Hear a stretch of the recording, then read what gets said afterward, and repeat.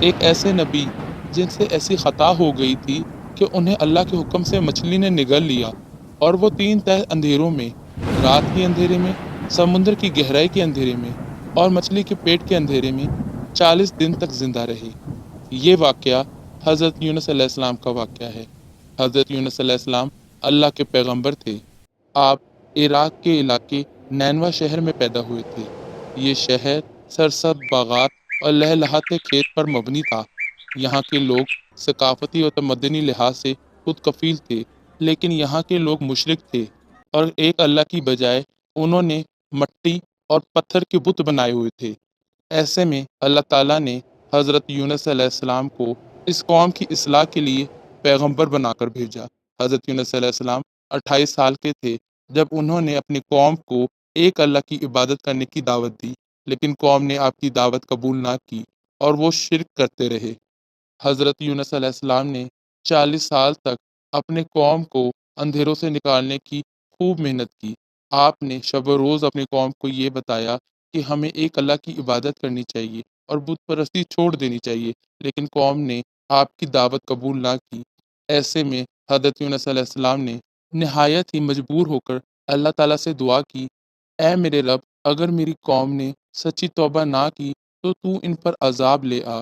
اللہ تعالیٰ نے اپنے نبی حضرت یونس علیہ السلام کی دعا قبول کی اور 3 دن کی مہلت دی کہ اگر اس قوم نے سچی توبہ نہ کی تو ان پر ضرور عذاب آئے گا۔ حضرت یونس علیہ السلام نے قوم کو عذابی الہی سے آگاہ کیا، لیکن قوم نے آپ کی بات نہ مانی۔ قوم کے لوگ اس بات سے واقف تھے کہ حضرت یونس علیہ السلام ایک اچھے انسان ہیں اور انہوں نے کبھی جھوٹ نہیں بولا تھا۔ چنانچہ سب نے مل کے یہ فیصلہ کیا کہ اگر حضرت یونس علیہ السلام رات کو شہر میں ہی قیام کریں گے تو صبح کوئی عذاب نہ آئے گا، اور اگر وہ رات کو شہر سے چلے گئے تو صبح ضرور ہم پر عذاب آئے گا۔ سب نے مل کر حضرت یونس علیہ السلام کو شہر میں ڈھونڈا، پر وہ وہاں سے ہجرت کر چکے تھے۔ اتنے میں صبح کالے بادر اور کالے دھوئیں نے پورے شہر کو اپنے لپیٹ میں لے لیا۔ ہر طرف سیاہی اور گرجدار کالے بادل تھے۔ پوری قوم جو خوف و ہراس میں مبتلا تھی، انہوں نے اپنے گناہوں کا اعتراف کیا اور اللہ سے سچی توبہ کی۔ اللہ جو نہایت ہی غفور الرحیم ہے، اپنے قوم کو بخش دیا اور عذاب ان سے ٹل گیا۔ حضرت یونس علیہ السلام جو وہاں سے ہجرت کر چکے تھے، ایک دریا کے کنارے پہنچے۔ وہاں سے ایک کشتی سمندری سفر کے لیے روانہ ہونے لگی تھی۔ آپ اس کشتی میں سوار ہو گئے۔ کشتی شروع کے سفر میں آرام سے جا رہی تھی کہ اچانک ایک تیز طوفانی بارش نے پوری کشتی کو اپنے لپیٹ میں لے لیا۔ کشتی میں سوار مسافروں نے یہ طے کیا کہ ضرور اس کشتی میں کوئی ایسا غلام ہے جس نے اپنے مالک کو ناراض کیا ہے۔ چنانچہ ہم سب مل کر قرآن دازی کریں گے اور جس کا نام آئے گا اسے اس کشتی سے باہر نکال دیں گے تاکہ سب بچ سکے اور کشتی آگے جا سکے۔ 3 دفعہ قرآن دازی کرنے پر حضرت یونس علیہ السلام کا نام آیا۔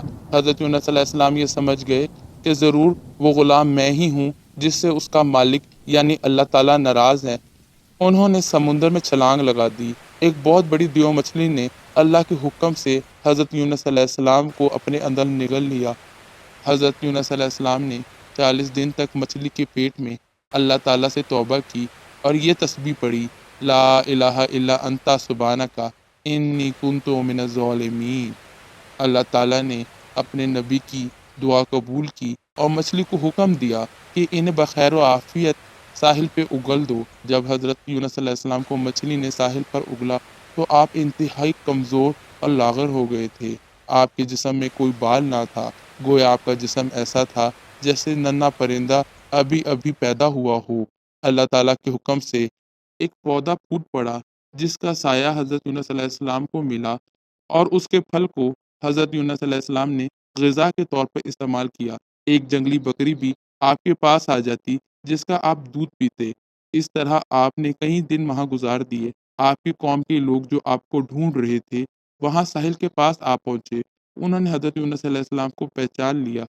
حضرت یونس علیہ السلام اپنی قوم کے ساتھ اپنے شہر واپس چلے گئے اور اللہ کے بتائے ہوئے احکامات کے مطابق اپنی قوم کی اصلاح کی اور دین اسلام کی ترغیب دی۔